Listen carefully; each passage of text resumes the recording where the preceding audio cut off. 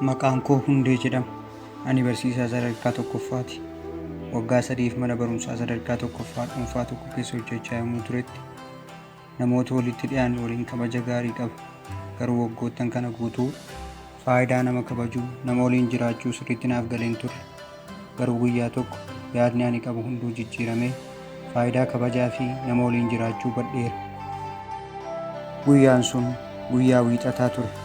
Guyyaa barsiisonni mana barnootaa hunduu hojiidhaan hidhamanidha.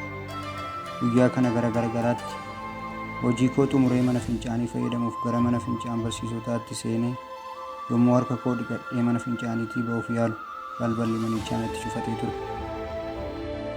Furtuu mana harkaan qabu waan ta'eef mana sana keessaa ba'uu hin dandeenye. Barsiisota dhumarratti hafan keessaa yoo jalqabaa waan tureef barsiisonni biroo dhufuu hin danda'an. Anis homaan akka hin qabne murteessee achuma keessa turuuf of qopheesse.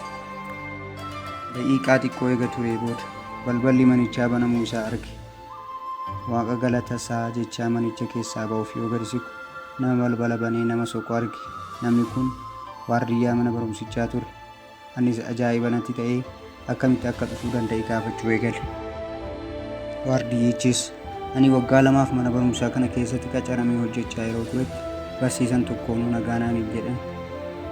Garuu ati guyyaa tokko illee fuula keetiin ifaa nagaa osoo naa hin jedhin na biraa baatee hin beektu. Guyyaa har'aa nama nagaatti bulinaan jedhu yommuu dhabu rakkoo wayii akka jiru hubadhee mana barumsaa hunda keessa si soquu eegale.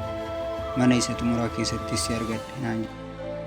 Ija koo imimmaaniin marfamee gammachuun waardiyyaa hammadhee manicha keessaa baane. Guyyaa sana irraa jalqabee afaan koo yoo ba'us yoo seenus nagaa ofii dhokfatee beeku.